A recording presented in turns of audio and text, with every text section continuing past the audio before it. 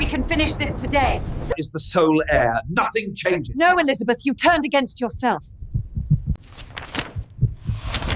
If you don't sign this, Mother, you will lose everything. No. That night, my daughter slid a thick folder across the walnut table, the sound of paper against polished wood cutting sharper than any knife. On the first page, bold letters screamed, "Transfer of assets." Her voice followed, cold and deliberate, every syllable striking like a gavel. "If you don't sign this, Mother, you will lose everything. My name is Amelia Hartwell. I am 67 years old, a retired school teacher, a widow, and the keeper of 4 decades of sacrifice beside my late husband, Richard Hartwell. Together we built a life, brick by brick, moment by moment, with patience, discipline, and the kind of quiet faith that turns pennies into a fortune. When Richard passed away last spring, his will was clear. The bank confirmed it, the lawyer repeated it. His $52 million portfolio was placed entirely in my hands. Mine not to be begged for, not to be stolen. But on that night, in Elizabeth's immaculate living room, there was no trace of love, no echo of grief, only lemon polish, the harsh glare of LED lights, and the hollow sterility of a house that felt more like a showroom than a home. Across the long, dark table sat my only child. Elizabeth, the baby I once rocked through fevers, the little girl who clung to my voice in the dark, was now a 40-year-old executive, her manicured nails tapping the folder like a countdown to execution. "You don't understand investments," she said flatly, eyes cold, words edged with superiority. "I do. Sign it, and I'll take care of everything. Refuse, and you're no longer part of this family." Her words hit harder than the storm raging outside the windows. My fingers trembled as I lifted the pen, its weight heavy with betrayal. For a heartbeat, I heard Richard's voice again, steady and kind. "Amelia, money is only a tool. The compass is yours." I looked down at the signature line, my name already printed there, waiting for my weakness to erase it. But instead of signing, I pushed the folder back, the word rising from my chest like thunder. "Number." The silence that followed was suffocating. Elizabeth's lips parted, her eyes narrowed, and in that moment I saw something I had never seen in her before. Not sorrow, not disappointment, but calculation. She rose without a word, her shadow stretching across the sterile floor. That night, she locked me out of my own house. And I understood. This battle was never about money. It was about dignity, about memory, about the invisible line that defines who we become when family chooses greed over love. What happened the next morning, when she returned expecting to crush me, only to find the lawyer, the banker, and old family friends standing firmly at my side, that was the moment everything changed. But before I tell you how, let me pause. If you believe voices like mine deserve to be heard, if you believe in the power of standing your ground even when you stand alone, then I invite you, like this story, subscribe, and ring the bell. Because sometimes, the quietest no is the loudest sound in the world. Richard had done exactly what he promised. That winter morning so many years ago, Elizabeth sat across from me, silent. Her face was pale, her hands gripping her leather handbag so tightly her knuckles whitened. Marcus continued, noting that Richard had provided for her generously during her adult years and saw no need for further provisions. The silence that followed was heavier than the words themselves. I glanced at my daughter, hoping to find even a flicker of tenderness, but her eyes were fixed on the folder, dark and unblinking. In that moment, I understood 2 truths at once. Richard had trusted me with everything we had built, and Elizabeth was not ready to accept it.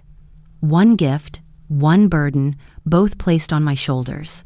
In the same breath. When I left Elizabeth's house that night, I told myself I was going back to the safety of my own home. The drive was short. The streets glistened under the drizzle, and for a fleeting moment, I thought perhaps the worst had passed. But when I pressed my key card against the electronic lock of my front door, the small screen flashed red. Access denied. I tried again. Once, twice. I even held the card at different angles, praying it was just a sensor malfunction. But each time, the same cold words appeared. Access denied. It was not the card that had failed. It was my daughter. The rain quickened, soaking the damp shoulders of my coat. My suitcase, the one I had packed with trembling hands, rested on the steps at my feet. I looked up at the darkened windows of my own house, the place where Richard and I had spent our last years together. I thought of the mornings he brewed coffee, the evenings we played cards at the kitchen table, the quiet rhythm of our ordinary days. And now I stood outside like a stranger. I reached for my phone, my first impulse to call Elizabeth and demand an explanation.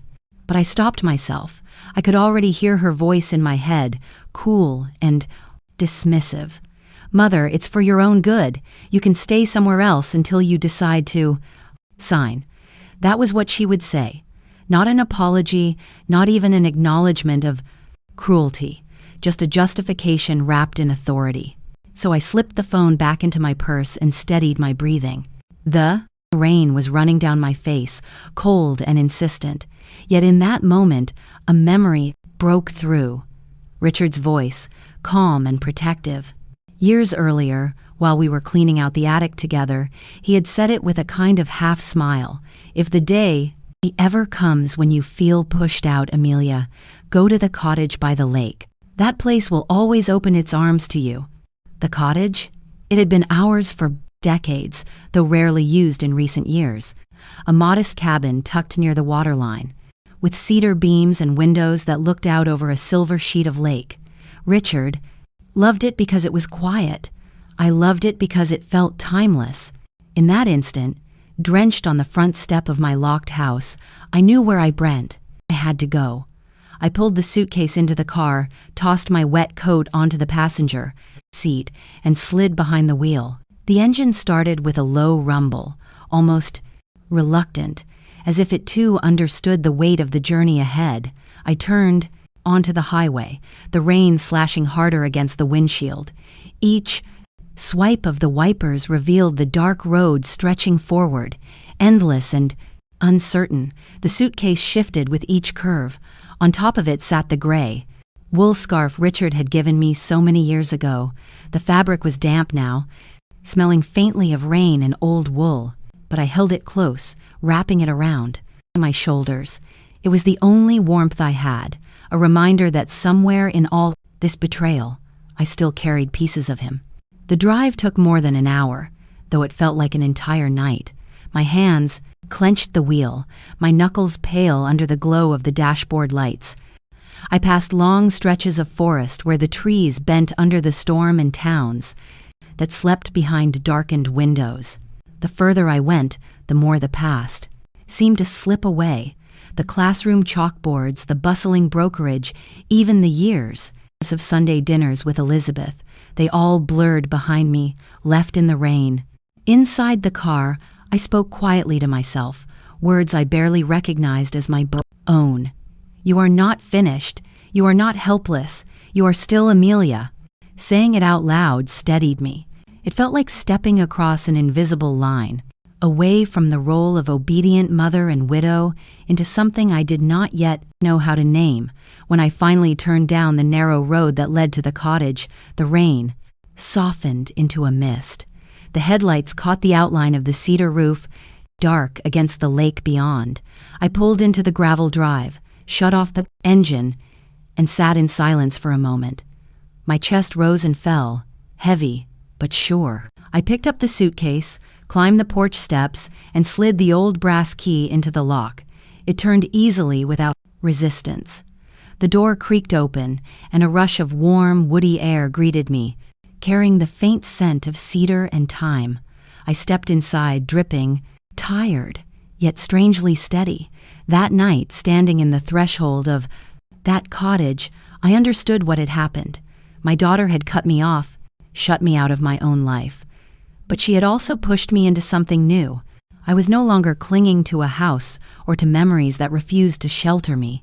I was walking through another doorway, one Richard had left waiting all along. And as the rain whispered against the roof, I knew with absolute clarity I had crossed a threshold. The life I once knew was over. A different one was just beginning. The brass key slid into the lock as if it had been waiting for me all these years. When the door opened, the smell of cedar and pine wrapped around me, warm and familiar, like an embrace from the past. This cottage by the lake had been Richard's favorite retreat. Though we had not spent much time here in the later years, he used to call it our harbor of silence. I had almost forgotten how the floor creaked in the same places, how the air inside felt untouched, carrying only the scent of wood and thyme. I set my suitcase by the door and peeled off my wet coat.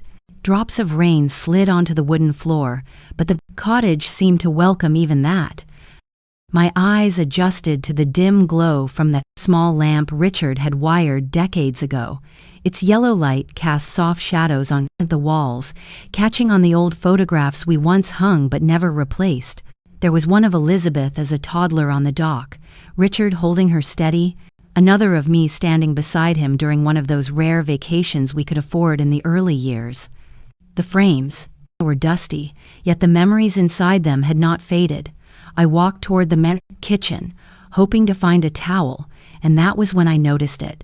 On the oak table by the window sat an envelope, thick, sealed, my name written across, the front in Richard's unmistakable handwriting.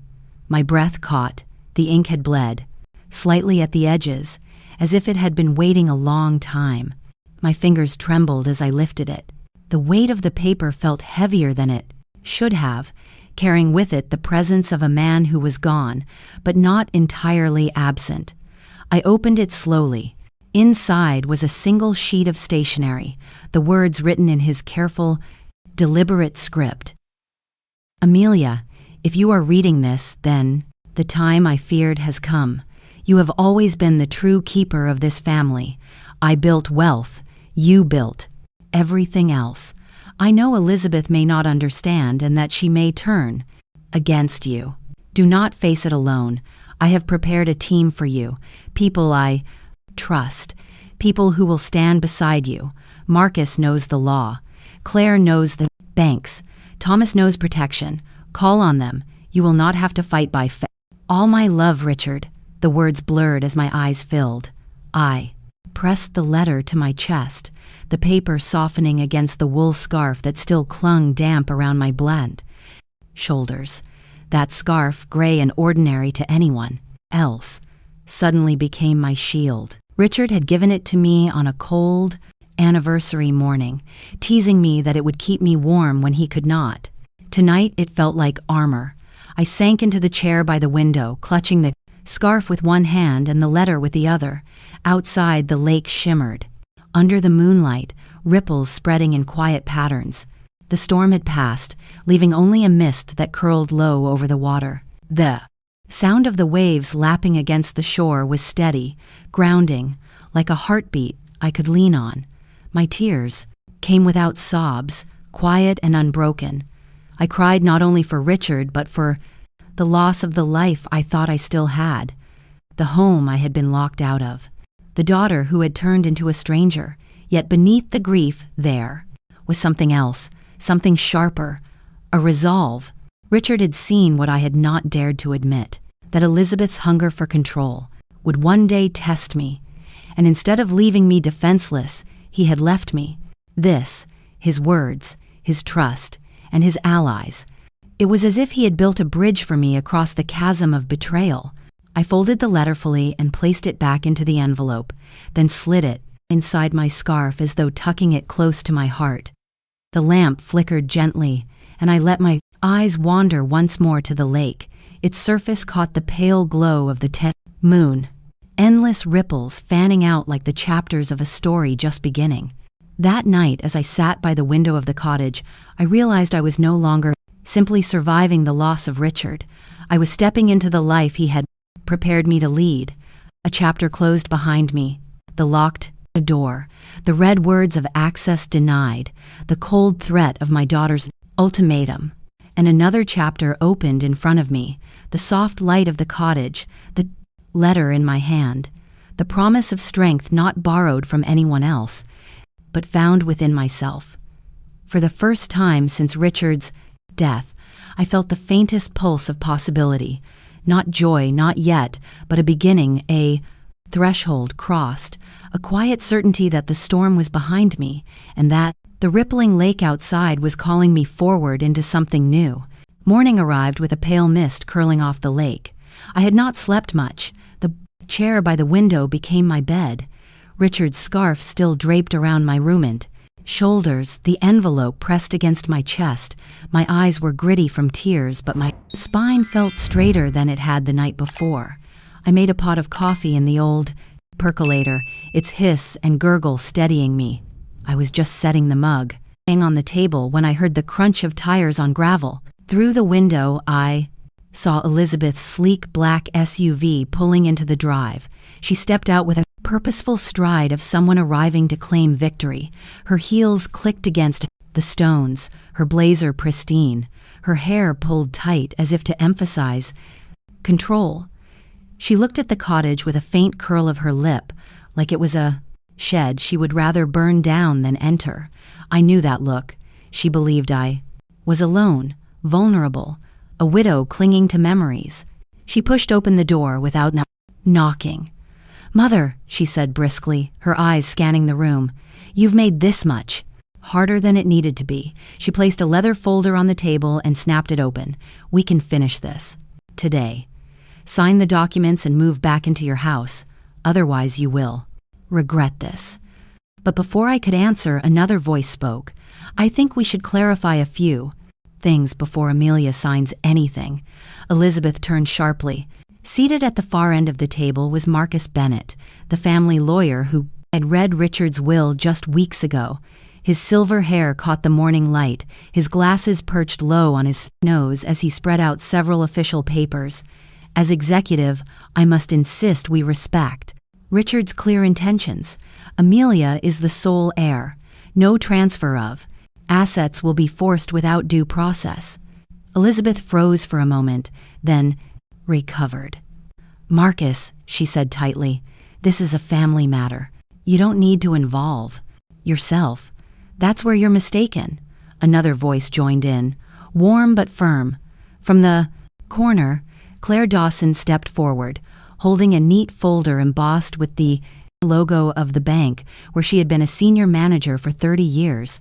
Claire had been my closest friend since we were girls in college, and she had handled Richard's accounts for decades.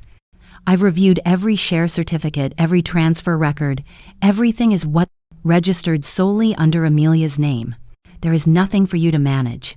Elizabeth's expression faltered. Her eyes flicked between Marcus and Claire, irritation rising. "You can't just but—" Before she could finish, a third voice cut in.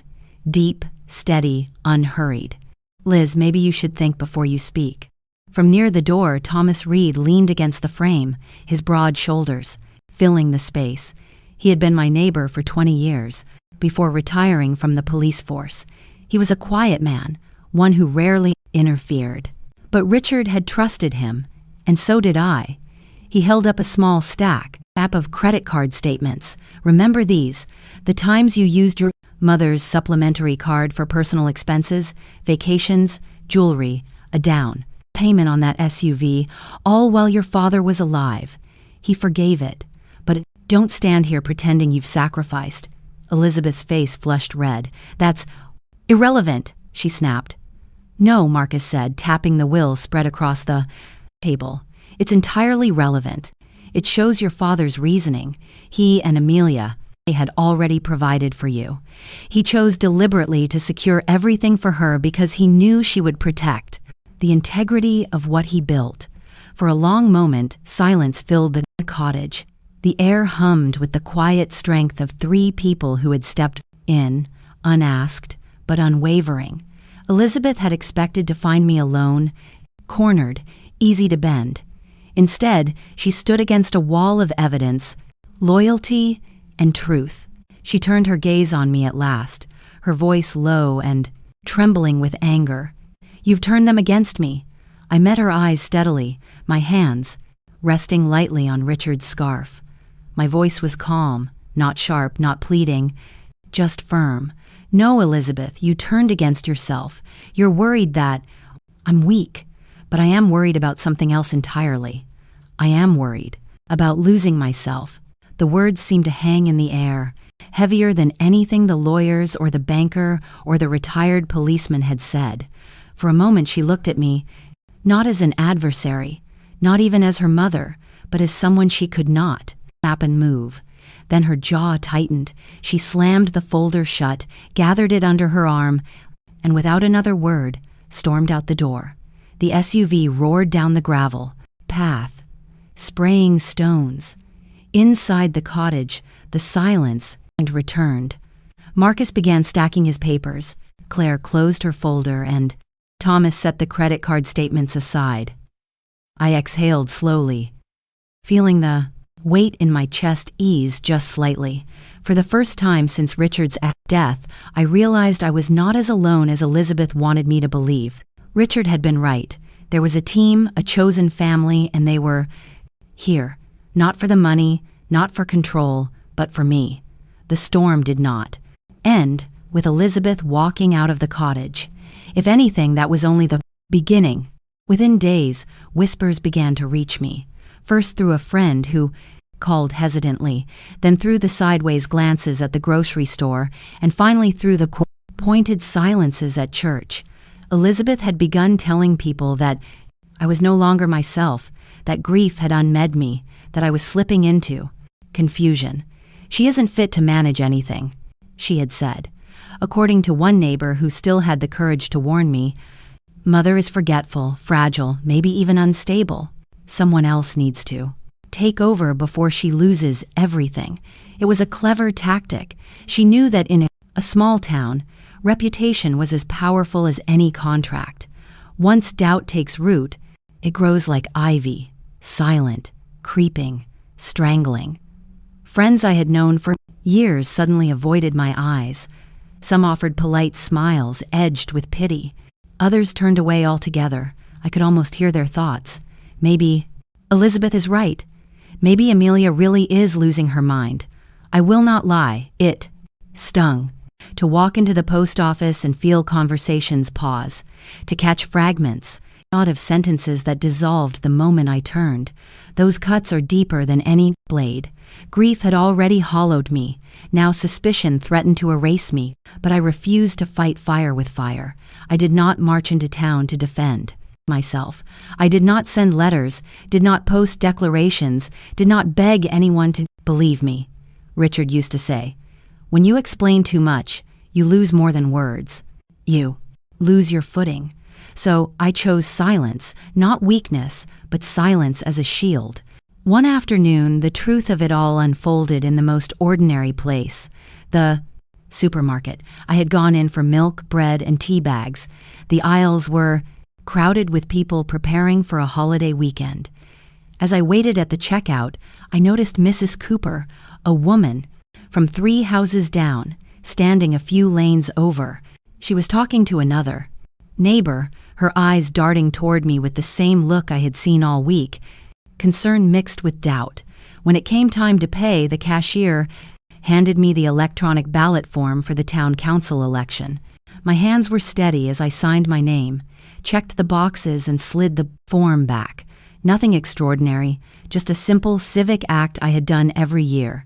Yet I caught Mrs. Cooper staring at me, her face softening.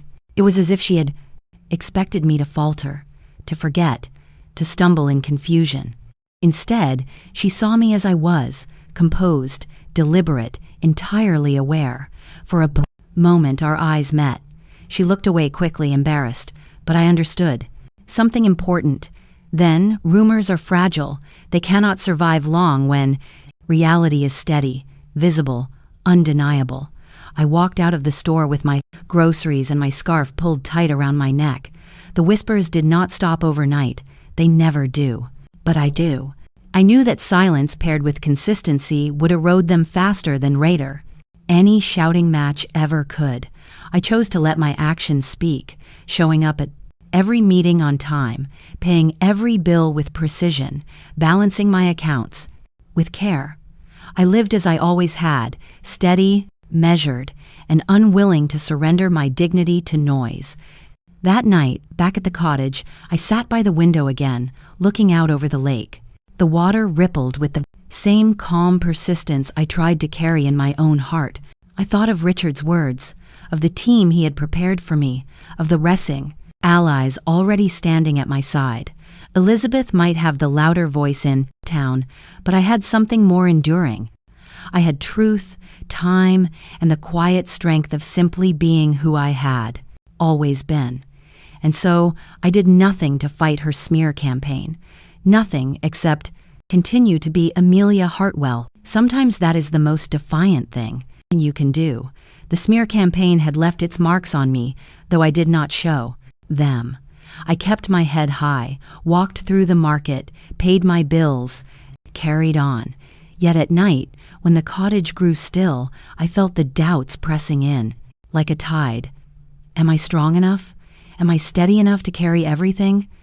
Richard left behind? Those questions sat heavy on my chest. One evening, while searching through the cottage desk for stationery, I found a leather-bound notebook tucked into the cot of bang, back of a drawer. It was scuffed at the edges, the kind Richard used for years, to jot down thoughts on investments, notes from meetings, reminders to himself. The sight of his handwriting, bold and neat, made my breath catch. I carried it to the table and opened it carefully, as though the pages might crumble if I moved too fast. The first entries were practical lists of companies, dividends recorded in tidy rows, brief comments about market conditions. My fingertips traced his words as if touching them might bring him back. I turned page after page until I reached one that made me still. Elizabeth asked again about selling the portfolio. She said it was too slow, too boring. She wants to liquidate and put everything into real estate projects her friends are chasing. I worry she only sees the numbers, not the meaning. Amelia understands that these stocks are not just money. They are stability. They are patience made visible. My chest tightened. I kept reading. Another entry dated only 2 years before he died. I have always imagined giving this to Elizabeth one day. I thought it could be her legacy, but today I overheard her at lunch. She said, "I'll sell the whole lot." Who wants to waste decades waiting on dividends when you can flip properties and double your money in months? That was the moment I knew. She does not see what Amelia sees. She does not feel what Amelia feels. This is not for her. It must go to Amelia. I sat frozen, my hand resting on the page. The words blurred and steadied again through my tears. Richard had nearly handed everything to Elizabeth for years. He had believed she would be the one to carry it forward, and she might have been had her vision been different. But in one careless moment, she had revealed her truth. She saw only profit, never principle. I let out a long, unsteady breath. The room felt small, the air thick, as though the weight of what I was reading pressed in from every side. I pressed my palm against the ink, feeling the ridges where his pen had pressed into the paper. The silence of the cottage grew so deep I could hear the faint hum of the refrigerator, the distant lap of the lake against the shore. Slowly, I lowered my head until my forehead touched the notebook. My tears fell, not in sobs, but in quiet drops that spotted the page. Not grief this time, not despair, something sharper, awakening. For so long I had let Elizabeth's accusations pierce me. I had let her threats echo in my mind. But here, in Richard's own hand, was the truth he had carried. He trusted me because I understood not the numbers, not just the shares, but the meaning behind them. Every stock represented years of restraint, of choosing less now for more. Later, it was not just money, it was the story of our lives. I lifted my head and wiped my cheeks with the back of my hand. The tears that remained were not heavy anymore. They carried clarity, a reminder. Richard had not chosen me because he had no one else. He had chosen me because he believed I was the only one who would, to protect the integrity of what we had built. I closed the notebook gently and placed both hands on its cover. My wedding ring, worn thin from decades of dishes and laundry, glinted against the leather. In that moment, I whispered into the stillness, "I will not fail you, Richard." The scarf around my neck slipped, slightly, and I pulled it tighter. What once felt like comfort now felt like a shield. I looked out through the cottage window at the lake, silver ripples, stretching endlessly. Each wave seemed to echo the same truth: patience, steadiness, endurance. I sat there for a long time watching the water. My body was tired, but my spirit felt strangely new, like something inside me had woken up after a long sleep. I knew Elizabeth would not stop. I knew she would strike again, harder, but now I no longer doubted myself. The notebook was proof. The truth was mine. That night, I placed the leather book on the bedside table. As I slid beneath the quilt, the lake whispering outside, I carried one thought with me into sleep. I had been given not just an inheritance but a calling, and I would honor it, no matter the cost. The second time Elizabeth arrived at the cottage, she did not come alone. Her SUV pulled up the gravel drive with the same fury as before. But when the doors opened, a man in a sharp gray suit stepped out behind her. His briefcase gleamed, his smile thin and rehearsed. I did not need an introduction to know what he was, her private advisor, the sort who profits from other people's unrest. Inside the cottage was far from empty. Marcus sat at the table with his files neatly arranged, Claire beside him with her banking documents in order, Thomas leaning against the wall with his steady presence filling the room. And today there was someone new. Linda Harris, an old friend of mine and a retired judge. She had arrived that morning with a basket of scones and the quiet authority of someone who had signed verdicts that changed lives. Elizabeth swept in first, fold her in hand, her heels clicking across the flags, wooden floor. "Mother," she began with a false calm, "I've brought Mr. Kane, an advisor who understands these matters better than anyone here. He'll explain why signing over control is the only reasonable choice." The man cleared his throat already, eager to take over. "Mrs. Hartwell, it's very common in cases like yours for assets of this size to be mismanaged. Your daughter has the education and the foresight to handle things efficiently. If you'll just sign these." But Linda's voice cut through low and steady. "Before you continue, Mr. Kane, you should know I personally notarized Richard's competency evaluation last year. His will was signed in my presence, and I affirmed his full capacity at the time. Legally, there is nothing to dispute." Elizabeth's head snapped toward her. What are you even doing here?" Linda met her glare with calm eyes. "I am here because Amelia is my friend and because I will not watch a clear lawful will be twisted into something it is not." The room stilled. Elizabeth's mask cracked. Her voice rose sharp with anger. "You're all against me. This is ridiculous." "She doesn't even know what she's holding. 52 million in stocks, and she'll waste it. She'll lose it." Her words came faster, louder, each one edged with panic disguised as fury. Marcus quietly shuffled his papers. Claire closed her folder and Thomas crossed his arms. They did not need to respond. The more Elizabeth shouted, the more her case unraveled. I stood slowly, the scarf around my shoulders heavy but steady like armor. My voice was soft, yet it carried. "Elizabeth." She stopped mid-tirade, chest heaving, eyes blazing. "I don't need to win this argument. I don't need to prove anything to you or your advisor. I only need not to sign." I let the silence hold after that, a silence deeper than any protest. It stretched, uncomfortable and unmovable until even Elizabeth could feel its weight.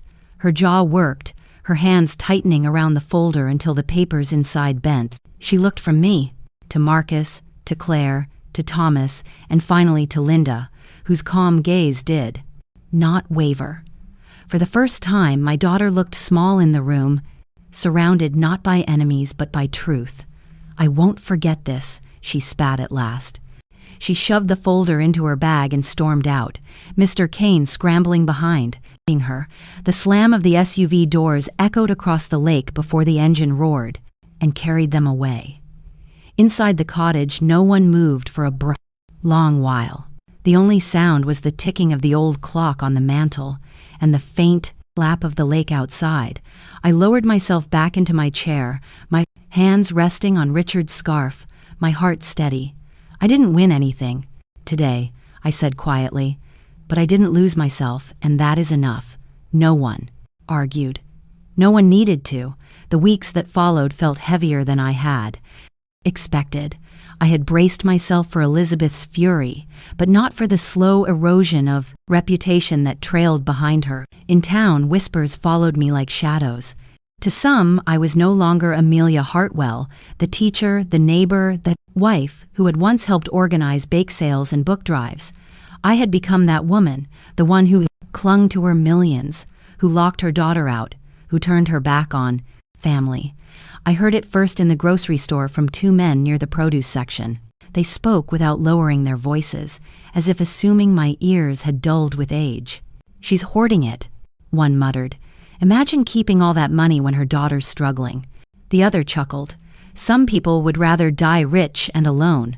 I kept my eyes on the apples. My scarf pulled snug around my neck. I did not correct them.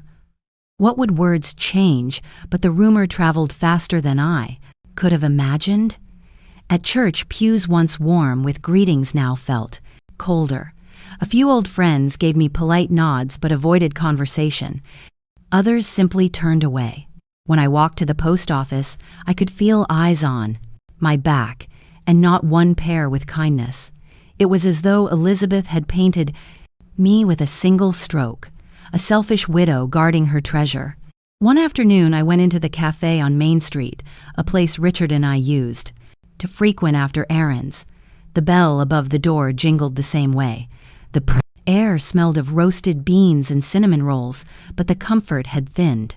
I ordered my usual tea and settled into a small corner table by the window. My scarf lay across my lap, its wool familiar beneath my hands. That was when I heard them. Two women at the next table, leaning close, voices hushed but carrying just enough for me to catch each word. "It's such a shame," the first said, stirring her coffee. "Elizabeth is such a good girl, and her bad own mother shuts her out like that." The second sighed. "I heard she won't even share a penny. Who does that to their child? What kind of mother would rather see her daughter suffer?" The first shook her head. A greedy one. A bitter old woman clinging to control. Their words pierced sharper than they could have known, each one landing with a sting I could not swat away. I gripped my scarf tighter, the wool bunching between my fingers. My throat ached with the effort of holding my silence. For a fleeting moment, I wanted to stand, to tell them everything. The threats, the lies, the way Elizabeth had locked me out of my own home. But then I saw their eyes full of certainty. They had already chosen their version of the story. My truth would only sound like an excuse, so I sat quietly, sipping my tea, letting their voices fade into the background. On the surface, I looked calm. Inside, I was unraveling.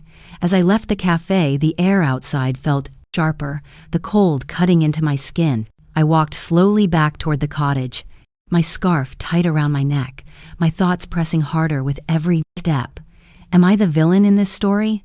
The question lodged deep, heavier than any whisper. Was I truly the one holding Elizabeth back, denying her what could have been, and her future? Was I clinging so tightly to a promise that I had forgotten compassion? But then Richard's notebook returned to me, his words etched like anchors. Amelia understands the value. Elizabeth only sees the sale. He had not chosen lightly. He had chosen with clear eyes, with knowledge of both of us, and the envelope he left, the team he built. It was all because he knew this storm would come. I paused by the lake as the wind rippled across its surface. My reflection wavered in the water, fractured and whole all at once. I whispered into the cold air, "I am not hoarding. I am not greedy. I am keeping a promise." The scarf brushed against my cheek, soft and steady, as if Richard himself leaned close to remind me. A promise made in love is not selfishness. It is stewardship. Still, the loneliness remained. I carried it back inside the cottage that night, where the silence was too thick and the shadows too long. But even in that silence, even in the ache of doubt, I felt the faint pulse of resolve, I would not trade away my integrity for approval. I would not break faith with the man who had trusted me above all else. And so, though the town whispered, and friends drifted, I clung to the only truth I knew. I was not the villain. I was a keeper of promises. It was a Tuesday morning, gray and cold, when the letter came. Most days my mailbox held only bills, catalogues, or the occasional notice from the bank. But this envelope was different. Handwritten, my name spelled carefully, in neat, slanted script. The paper itself felt worn, as if it had traveled through many hands before reaching mine. I carried it inside, set it on the table, and stared at it for a long moment. Something about its weight made me hesitate. When I finally slid my finger under the seal, I unfolded a single page of lined stationery. The words were simple, written with care. Mrs. Hartwell, we wanted you to know what your husband's emergency fund meant to us. When our boat sank last winter, we thought we had lost everything. The mortgage, the children's schooling, our dignity. But because of the fund Richard created, we were able to rebuild. We bought another boat, kept our home, and held our heads high. He saved not only our livelihood, but our pride. We thank you for continuing what he started. We believe in you. It was signed. The Calder family. Names I knew only faintly. From the harbor. People Richard had mentioned in passing but never elaborated on. My vision blurred as I read the letter again. Each word landing with a weight I hadn't realized I was carrying. I pressed the page against my chest, and before I knew it, tears slid down my cheeks. But they weren't the bitter tears of loneliness or doubt that had haunted me in recent weeks. These tears carried something different. Release, recognition, a reminder that I was not as alone as I had believed. I sat at the kitchen table, the scarf around my shoulders, catching the dampness of my face. Outside, the lake glimmered faintly under a pale sun, the ripples steady, eternal. And inside, for the first time in weeks, I felt a warmth that no rumor could erode. The town could whisper, friends could drift, even Elizabeth could scream. But here was the truth in ink. What Richard left behind was never just numbers on a ledger. It was dignity. It was the lifeline for families who might have otherwise drowned. It was proof that wealth, when held with steady hands, could protect more than property. It could protect people's sense of worth. I traced the words, "We believe in you," with my fingertip, letting them settle deep into me. For so long I had measured my strength against Elizabeth's accusations, against the suspicion of neighbors. Now I saw that strength was not in how loudly I defended myself, but in how quietly I carried on with the work that mattered. I folded the letter carefully, slid it back into the envelope, and placed it in the small cedar box where I kept Richard's notes and my own unspoken words. It belonged there, among promises and truths that defined more than wealth ever could. As the tears slowed, I whispered into the empty room, "You were right, Richard. It isn't about the money." My voice trembled, but not with weakness. It trembled with clarity. The portfolio, the shares, the estate, they were never trophies to be fought over. They were instruments of stewardship, tools to preserve not just our family's legacy, but the dignity of others who had less to lean on. For weeks, I had asked myself, am I the villain? But holding that letter, I felt the answer bloom inside me. I was not cruel nor greedy. I was the keeper of a promise that stretched beyond myself, beyond Elizabeth, even beyond Richard. It reached into lives I might never fully know, yet whose gratitude now reached back to me. I closed my eyes and let the silence fill with something new. Not loneliness, not fear, but connection. For the first time since Richard's death, I felt part of something larger than my own grief. When I opened my eyes again, the lake still rippled, the scarf still warmed my shoulders, and the letter still rested in the cedar box. Nothing around me had changed, yet everything inside me had shifted. I was not alone. I have often wondered, what happens behind the walls I am not invited into? What words are said when the door closes? What silence lingers? After? For weeks, all I saw of Elizabeth was her anger. Sharp, cutting, relentless. But there was one evening when truth slipped through, not in her voice, but in what I overheard. I had gone into town to pick up supplies, and on my way back, I passed the cafe.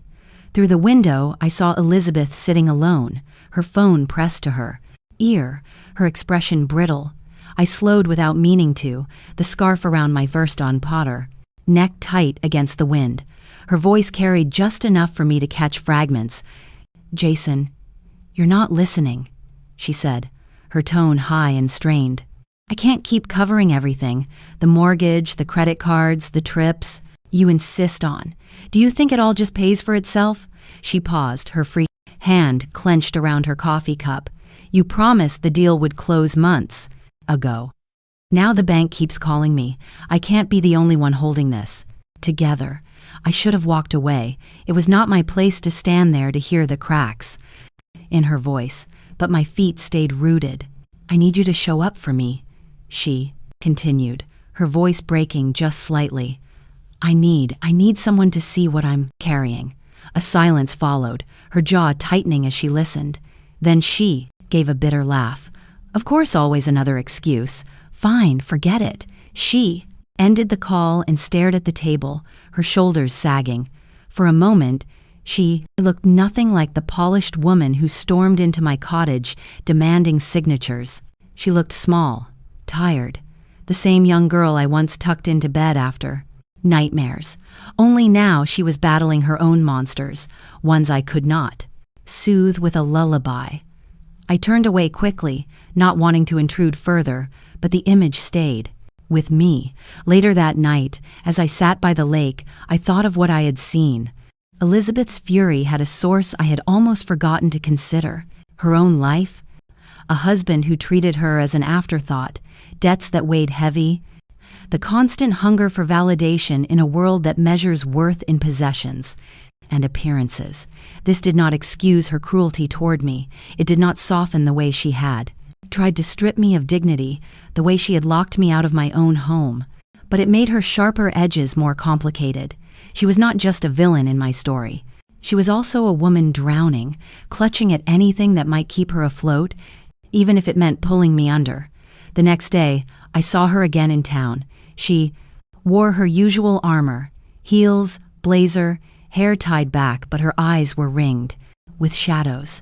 She passed me without a word, chin high, but I carried the print memory of her voice in that cafe. For the first time in weeks, I felt a thread of something unfamiliar. Pity, not forgiveness, not yet, but pity for the part of her that was still that little girl who once begged me to stay an extra minute at bedtime, who wanted to be seen, to be enough. I realized then that Elizabeth's battle was not just with me or with Richard's will. It was with the gnawing fear that she was invisible in her own life. I sat with that thought for a long time. It would have been easier to keep her in the role of antagonist, to paint her in the stark black and white lines of selfishness and greed. But life is rarely so simple.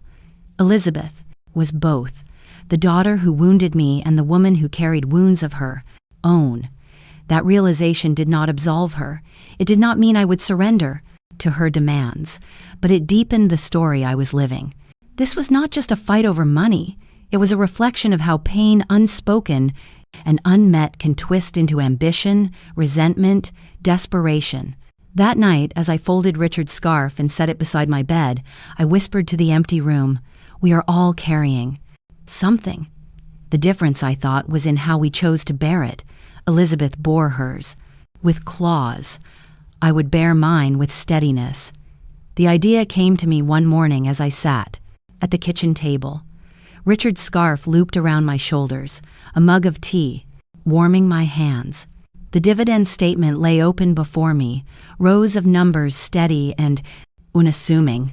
For months, these figures had been the center of conflict, proof to some that I was hoarding, proof to me that I was keeping a promise. But staring at them that morning, I realized something simple.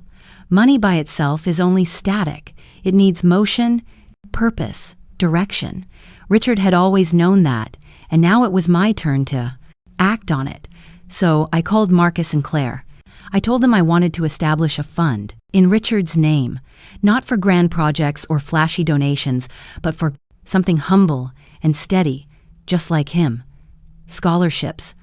I said opportunities for young people from harbor families who often lived on the edge, who worked hard, but never quite had enough for tuition or training.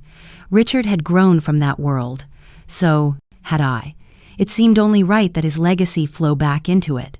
Within weeks, the papers were drawn. The Hartwell Fund was born, built from a portion of the dividends, carefully structured so the principal would never be touched. I kept the announcement quiet at first, afraid Elizabeth might twist it into another weapon, but word has a way of moving, and before long applications trickled in, letters written in earnest, some shaky with misspellings, but all carrying the same plea, a chance. The day the first group of students arrived at the cottage, the air smelled of lake water and spring blossoms. I had baked bread that morning, the scent filling the rooms where I had once sat alone in doubt. Now chairs were pulled. Close, notebooks opened, voices buzzing with nervous energy. There was Jacob, the son of a fisherman whose boat had broken down last winter. He wanted to study marine engineering so he could one day repair vessels instead of watching them sink. There was Laya, her hair in a messy braid, who dreamed of becoming a nurse after losing her grandmother without proper care. And there was one small girl, too young to apply herself, but who came along with her older sister. She had wide eyes and clutched a crayon drawing of a boat she insisted was Mr. Richard's. As we gathered in the living room, I spoke softly, my hands resting on the word, back of a chair. This house was once my refuge, I told them. Now I want it to be a place of beginnings. Richard believed in patience, in steady effort, and he believed that every generation deserves its chance to grow stronger than the one before. The students listened, some nodding, others scribbling in notebooks as though my words were more than memory. I handed out envelopes, each containing a scholarship certificate signed under the poster, seal of the Hartwell Fund. Hands trembled as they received them, eyes filled with tears. The room pulsed with something far greater than money. It was hope passed from one set of hands to another. When the little girl with the drawing climbed into my lap, she looked up at me with a shy smile. "Thank you, Grandma Hartwell," she whispered. The words startled me, cutting deeper than I expected. Grandma, I had heard it once from Elizabeth when she was small, warm, and unguarded before ambition hardened her voice. To hear it now from a child, not of my blood but of my heart, felt like a balm. I hugged her close, the scarf slipping down to brush against her hair. "You're welcome, sweetheart," I said, my voice thick. And in that moment, I understood the truth. Family is not always who shares your name, but who shares your hope. The cottage no longer felt like a hiding place. It had become something new, a lighthouse, a place where light spread outward, not in grand beams, but in steady glows, touching those who needed it most. That night, after the students had left, I sat again by the window, the lake, shimmering under the moon. The scarf lay folded across my lap, and the cedar box beside me held not just Richard's letters, but the thank you note from the Calder family and the first scholarship applications. My life had shifted in ways I had never imagined. I was no longer merely defending an inheritance. I was shaping it, giving it a pulse beyond my grief. I whispered into the stillness, "We did it, Richard. We found the way forward, and for the first time since his death, I did not feel alone in the room." The morning of the tribute dawned clear, the lake shimmering with a calm that felt almost deliberate. Volunteers had arranged rows of folded chairs along the shore, their metal legs sinking slightly into the soft ground. At the edge of the water, just beneath the willow trees, a stone bench stood, newly placed. Its surface was smooth, the engraving simple, in memory of Richard Hartwell, husband, neighbor, steward of the harbor. I wrapped Richard's scarf around. my shoulders before stepping forward.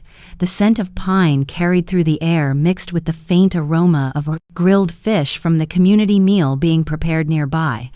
People gathered slowly, fishermen with weathered hands, families with children tugging at their sleeves, students clutching folders from the Hartwell Fund. Some faces were familiar, others I barely knew. Yet all had come because Richard's life had brushed theirs in some way. When the time came, Marcus introduced me with only a few words. I stood before the crowd, my palms resting lightly on the podium. For a moment, I simply looked out at them. The murmurs quieted, replaced by the rustle of wind against the lake. My husband spent his life with numbers.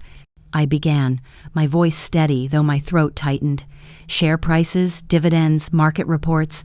To many, those numbers were all that mattered. But to Richard, they were never just figures. They were roofs over a family's heads. They were meals on kitchen tables. They were futures waiting to be unlocked. I paused, letting the silence settle. People shifted in their seats, leaning in. 52 million in stocks, I continued, is not a trophy. It is a responsibility. One Richard carried with patience, and one he entrusted to me. When the waves rose, he believed in steady hands at the helm, and today I tell you this: those shares are not locked away. They are working. They are becoming scholarships, emergency funds, and second chances. They are becoming hope. The words surprised even me, their truth resonating deeper than I expected. I looked out at the students in the front row, their young faces alive with nervous pride, eyes wide as though the future itself sat just beyond their reach. When you see a portfolio, I began softly, don't see numbers. See the fisherman's wife who keeps her home after the storm. See the child who makes it to college when every odds said she never would. See dignity preserved quietly, like a flame that refuses to die in the dark. For a long, sacred moment, no one spoke. The air was still, weighted with reflection. Then, almost imperceptibly, I saw it. A man brushing at his eyes, a woman pressing her lips together while resting her hand on her child's shoulder. It wasn't applause that followed. It was something greater. Silence. A silence that carried agreement stronger than any cheer, a silence that said, "We understand." When the ceremony ended, I walked with them to the bench. My fingertips traced Richard's name etched deep into the cool stone. Behind me, people laid flowers, folded notes, small tokens of remembrance. It was not spectacle. It was recognition born of truth. Later, after the crowd had dispersed, I sat alone. Richard's scarf rested warm around my neck, the lake before me rippling in quiet rhythm. I remembered his words. The measure of wealth isn't what you keep, Amelia, but what you set free. Looking at the bench, the fund, the lives beginning to change, I knew he had been right. Peace arrived unexpectedly one afternoon, tucked between a bank statement and an alumni newsletter. The subject line was plain, a proposal. The sender's name froze me, Elizabeth Hartwell, my daughter. After months of silence, I sat at the kitchen table, the lake shimmering beyond the glass. Richard's scarf draped across the chair. My hands hovered over the mouse. Part of me wanted to close the laptop and protect the stillness I had fought so hard to reclaim. But curiosity, unyielding as ever, pushed me forward. The email was long, meticulously polished. Elizabeth outlined a new investment venture, waterfront developments, modern progress, promises of growth. She wrote like a businesswoman addressing a potential partner, not a daughter writing to her mother. Only at the very end did her tone soften, slightly. This may also serve as a step toward rebuilding what was lost between us. Not rebuilding us, not healing our family, but rebuilding what was lost. To her, even love sounded transactional. I leaned back, chest heavy with recognition, not anger, but acceptance. Elizabeth hadn't changed, or perhaps she had, just not in the way I once prayed for. She was reaching out, but not for reconciliation, only for access. I stood, palm pressed to the glass. Outside, a family of ducks glided across the water, following their path without hesitation. I envied their clarity. When I sat again, I placed Richard's scarf in my lap, grounding myself in its steadiness. I thought of the bench, of the students who called me Grandma Hartwell, of the families whose dignity had been saved because Richard believed in patience. Those were the bonds that mattered. I opened a new email, fingers deliberate. Elizabeth, thank you for thinking of me. I will not be participating in your project. I wish you the best in all that you pursue. Nothing more. No defenses, no accusations. Just a clean line, a graceful severance. Before I clicked send, I touched the scarf one last time. Decades ago, Richard had given it to me for warmth. Now it was a symbol of something greater, steadiness. The email left with a soft whoosh. Final. Not crushing. Relief washed over me like setting down a weight I had carried too long. The ducks had reached the far shore. The sun stretched gold across the lake. I whispered, unsure if it was to Richard, to myself, or to the silence that held me. It's enough. For the first time in years, I felt it settle deep in my bones. I had not won. I had not lost. I had chosen peace. As the afternoon dipped into twilight, I sat on the cottage porch with a steaming cup of tea. Richard's scarf wrapped across my shoulders. The boards beneath me creaked gently as I leaned back. The lake shimmered with streaks of orange and pink, the horizon steady, eternal. I thought of the truth carved into me. Boundaries are not walls of cruelty. They are lines of care for myself, for Richard's legacy, for those who now carried his vision forward. For too long I had survived by saying yes. Yes to duty. Yes to sacrifice. Yes to silence. Now I understood the quiet strength of no, not a bitter no. A no that says, this is where I stand. This is where I remain whole. The lake glowed as the sun fell lower. Richard's laugh drifted back from memory, his steady hands placing that scarf around my shoulders on some long-forgotten winter night. I thought of the students who would carry his name, of the families already lifted by his foresight. That was legacy, not signatures, not wealth, but lives, steadied in the storm. I sipped my tea, letting its warmth bloom inside me. Somewhere out there, Elizabeth was walking her own road. I could not choose it for her. I could only keep my own compass true. The cottage behind me glowed with lamplight, a place of refuge turned outward, a place of beginnings. The scarf, the tea, the lake, small things, anchoring me to something larger than loss. I breathed deeply and spoke once more, letting the words float into the night air. If you have ever been forced to choose between keeping the peace and keeping your dignity, which would you choose? The question lingered. Not just mine, but for anyone who has sat in silence, weighing worth against comfort. As the light softened and the lake held the last glimmers of day, I felt a quiet assurance. This was not an ending. It was another beginning, shaped by choice, by dignity, by the knowledge that it is never too late to start again. And before closing this chapter, let me ask you, where are you watching from? A quiet morning with coffee? A late night where stories like this keep you company? Tell us in the comments. I read every one with gratitude. If this story touched your heart, consider subscribing not just for more stories like this, but to be part of a community that still believes in kindness, healing, and second chances. Thank you for sharing this time with me. And remember, sometimes the miracle doesn't knock. It waits quietly until you are ready to open your heart. Take care. I'll see you in the next.